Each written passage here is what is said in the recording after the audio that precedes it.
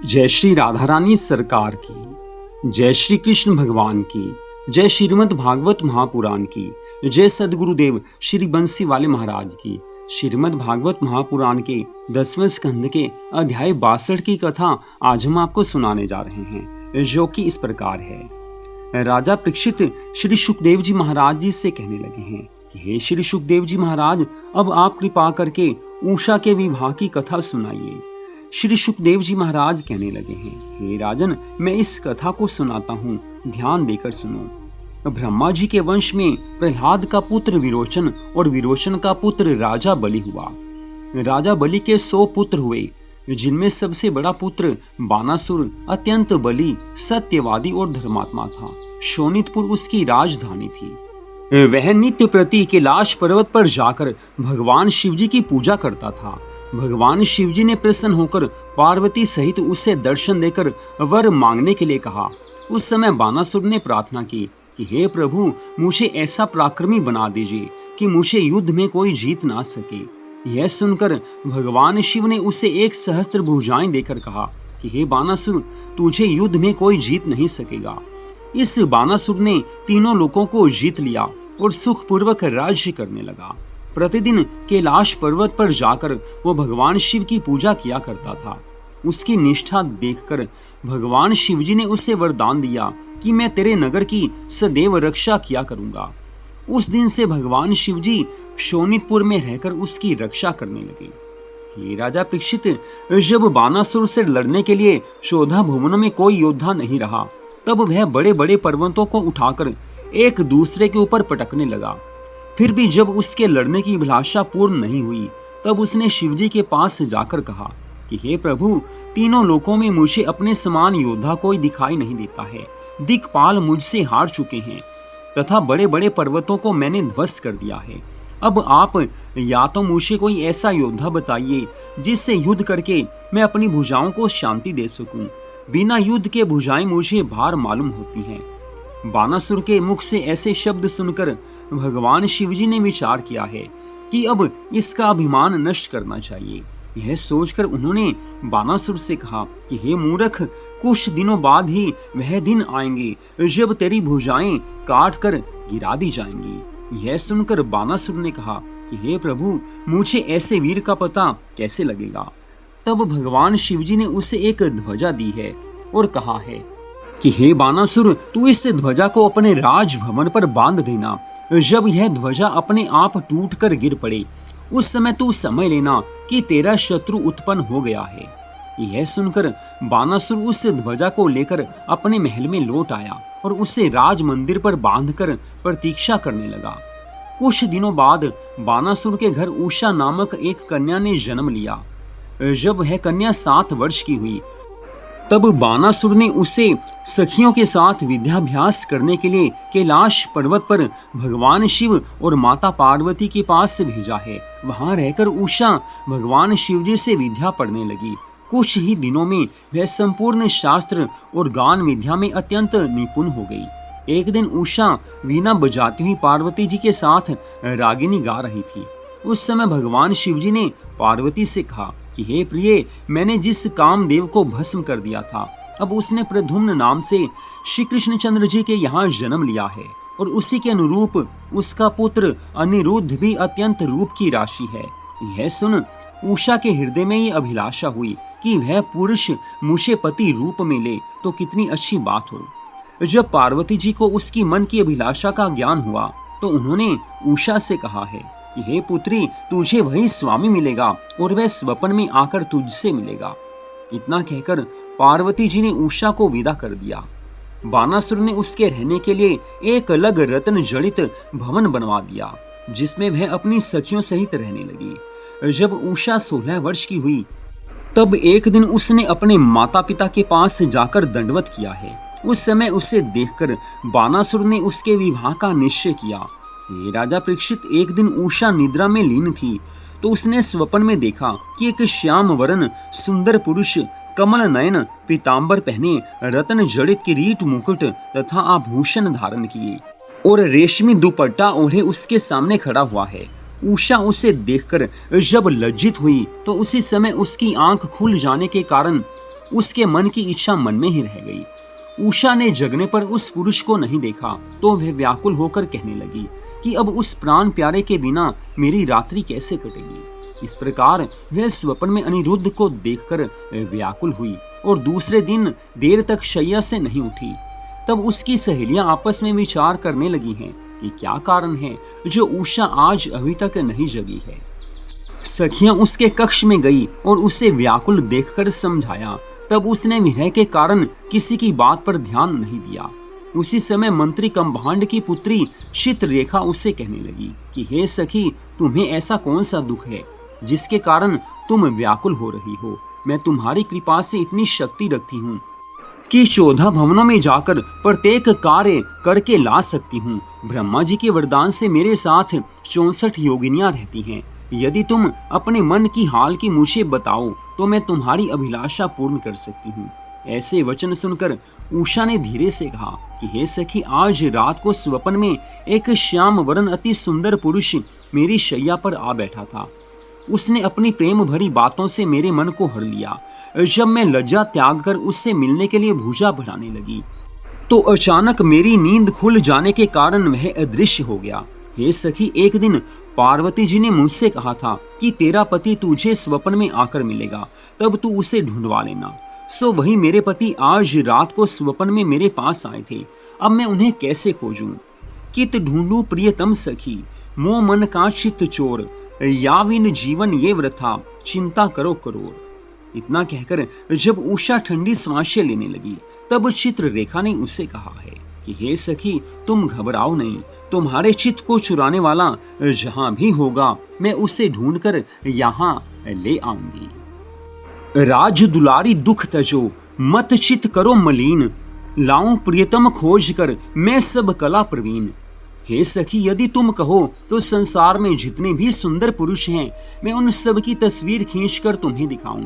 उनमें जो तुम्हारा प्राण प्यारा हो उसे तुम पहचान लेना, फिर मैं उसे तुम्हारे पास ले आऊंगी। ऐसा कहकर चित्ररेखा ने चित्र बनाने शुरू किए हैं। देवता, गंधर्व, किन्नर अथवा राजाओं की तस्वीरों में जब उषा को अपना प्राण प्यारा नहीं मिला तब चित्ररेखा ने श्री मुरली मनोहर और प्रद्युम्न की तस्वीरें खींचकर दिखाई। उन्हें देखकर उषा ने लज्जित होते हुए चित्ररेखा से कहा कि हे सखी, मेरा प्राण प्यारा इसी वंश में होगा। यह सुनकर जब चित्ररेखा ने अनिरुद्ध का चित्र खींचा तो उषा उसे देखकर अचेत हो गई। कुछ देर बाद जब उसे चेतना प्राप्त हुई, उसे होश आई तो कहने लगी कि हे सखी, इसी ने मेरे चित्त को चुराया है। यदि यह मुझे नहीं मिला तो इसके विरह में मेरे प्राण चले जाएंगे। तब चित्ररेखा ने कहा कि पूरी द्वारिका वासी नाती वह श्री कृष्ण, सो लाऊं तुम पास, चिंता मत कीजिए अली। हे उषा, यह श्री कृष्णचंद्र जी के पौत्र तथा प्रद्युम्न के पुत्र अनिरुद्ध हैं। ये द्वारिकापुरी में रहते हैं जहां भगवान श्री कृष्ण जी का सुदर्शन चक्र हर समय नगर की रक्षा किया करता है। यह सुनकर उषा उदास होकर कहने लगी कि हे सखी, फिर तू वहां जाकर मेरे प्राण प्यारे को किस प्रकार ला सकेगी? चित्ररेखा कहने लगी, मैं तुम्हारे लिए उपाय करके देखती हूँ। इतना कहकर चित्ररेखा चील का रूप बनाकर वहां से उड़ चली और द्वारिकापुरी में जा पहुंची। वहां चित्ररेखा अनिरुद्ध के महलों में पहुंचकर उसे शैया सहित सोते हुए उठाकर उषा के पास लाई है। अनिरुद्ध को देखते ही उषा अत्यंत प्रसन्न होकर चित्ररेखा की प्रशंसा करती हुई कहने लगी कि हे सखी, आज तूने मुझे जीवन दान दिया है। तेरा यह एहसान मैं जीवन भर नहीं भूलूंगी। हे राजा परीक्षित, जब अनिरुद्ध की आंखें खुली और उसने अपने को पराये घर में सोते हुए पाया तो विचार करने लगा कि मुझे घर से उठाकर यहाँ कौन लाया है। जब उसने अपने सामने बैठी हुई परम सुंदरी उषा को देखा तो यह पूछा कि हे सुंदरी, तुम कौन हो और मुझे यहाँ किस प्रकार लेकर आई हो। उषा लज्जा के कारण उसकी बात का उत्तर नहीं दे सकी तो अनिरुद्ध ने उसे अपनी शैया पर बैठा लिया और प्रेम भरी बातें करके उसके संकोच को दूर कर दिया। इस प्रकार दोनों वहीं रहने लगे। सखियों ने इस बात को छिपाए रखा। राजा परीक्षित, एक दिन की बात है, उषा और अनिरुद्ध बैठे चौपड़ खेल रहे थे। उसी समय उषा की माता उसे देखने के लिए वहां आई। जब उसने अनिरुद्ध को उसके पास बैठे देखा तो उसकी सुंदरता पर प्रसन्न होकर चुपचाप वहां से लौट आई। इस प्रकार 4 मास बीत गए तो एक दिन उषा ने मन में विचार किया कि मेरे निरंतर घर में रहने से लोग मुझ पर शक करेंगे। यह सोचकर वह अपने महल से बाहर निकली, लेकिन उसी समय अपने प्राण प्यारे का ध्यान आ जाने से उल्टे पांव फिर अंदर लौट आई। यह देखकर रक्षकों ने आपस में मिलकर विचार किया कि हे भाई, क्या कारण है जो इतने दिनों बाद तो राजकन्या बाहर निकली और फिर एक क्षण में ही अंदर लौट गई। उस समय एक रक्षक ने कहा कि मैं कई दिनों से राजकुमारी के आनंद भवन में अंदर से वार्तालाप की आवाजें सुना करता हूँ। हमें ये समाचार राजा के पास चलकर कहना चाहिए। यह सुनकर दूसरे रक्षक ने कहा कि चलो। हे राजा परीक्षित, जिस समय वे रक्षक आपस में इस प्रकार बातें कर रहे थे, उसी समय राजा बानासुर अनेक शूरवीरों को साथ लिए हुए उसी स्थान पर आ गया। जब महादेव जी भगवान की दी हुई ध्वजा उसे अपने स्थान पर दिखाई नहीं पड़ी तो उसने सेवकों से पूछताछ की। सेवकों ने उसे बताया कि बहुत दिन हुए वह ध्वजा अपने आप टूटकर गिर गई है। यह सुनकर राजा बानासुर ने जान लिया कि अब मेरा शत्रु पैदा हो गया है। उसी समय एक रक्षक ने हाथ जोड़कर कहा है कि हे स्वामी, बहुत दिनों से मैं राजकन्या के भवन में किसी के हंसने बोलने की गूंजती आवाज सुना करता हूँ, लेकिन यह नहीं जानता कि वह कौन है, कहां से आता है। यह सुनकर बानासुर ने अत्यंत क्रोध करके उषा के महल में जाकर देखा कि वहां पर अनिरुद्ध उषा के साथ पलंग पर सोया हुआ है। तब वह वहां से लौटकर बाहर आ गया। अपने सेवकों से कहने लगा कि हे सैनिकों, इस समय मेरा शत्रु सो रहा है और सोते हुए को मारना महापाप कहा गया है। अतः जब वह जाग जाए तब तुम मेरे पास समाचार भेज देना। ऐसी आज्ञा देकर बानासुर अपनी सभा में चला गया और उषा के महल के चारों ओर शूरवीरों की एक बड़ी सेना नियुक्त कर दी। ये राजा परीक्षित, जब अनिरुद्ध जागकर उषा के साथ चौपड़ खेलने लगा, तब रखवालों ने बानासुर को जाकर ये समाचार दिया कि हे महाराज, अब आपका शत्रु जाग उठा है। यह सूचना प्राप्त करके बानासुर हाथ में तलवार लेकर उषा के भवन पर गया और दरवाजे पर से ही ललकारता हुआ कहने लगा, अरे चोर, तू कौन है? जल्दी बाहर निकल कर आ, जिससे मैं तुझे सजा दूं। पिता के ऐसे कठोर वचन सुनकर उषा बहुत घबराकर अनिरुद्ध से कहने लगी, हे प्राणनाथ, मेरे पिता आपको पकड़ने के लिए आए हैं, अतः अब आप अपने प्राणों को कैसे बचाएंगे? अनिरुद्ध ने उत्तर दिया कि हे प्राण प्रिय, तुम चिंता मत करो, मैं पल भर में सबके प्राण ले लेता हूँ। इतना कहकर अनिरुद्ध ने कुछ मंत्र पढ़ा और एक बहुत विशाल पत्थर की शिला हाथ में लेकर बाहर निकल आया। उस क्षण सारे योद्धा एक साथ उसके ऊपर अपने अस्त्र शस्त्रों की वर्षा करने लगे, लेकिन अनिरुद्ध ने उनमें से अधिकांश को तो मार डाला और कुछ विदीर्ण हो गए तथा शेष बचे हुए वहां से भाग गए हैं। जब बानासुर ने ऐसा चमत्कार देखा तो उसने भगवान शिव से प्राप्त किए हुए नागपाश को फेंककर अनिरुद्ध को बांध लिया और उसे अपने दरबार में ले जाकर कहने लगा कि अरे बालक, अब मैं तुझे मृत्यु दंड देता हूँ, इसलिए जो भी तेरा हितैषी हो उसे अपनी रक्षा के लिए बुला ले। उसी क्षण अनिरुद्ध ने यह सोचा कि यदि मैं नागपाश को तोड़कर निकलता हूँ तो भगवान शिव की मर्यादा नष्ट हो जाएगी। इस कारण चुपचाप जैसे के तैसा अनिरुद्ध बंधा हुआ खड़ा रहा। ये राजन, इधर तो अनिरुद्ध बंदी बना और उधर उषा ने घबराकर चित्ररेखा से कहा कि हे सखी, मेरे इस जीने को धिक्कार है जो मेरा प्राण प्यारा इस प्रकार दुख प्राप्त कर रहा है।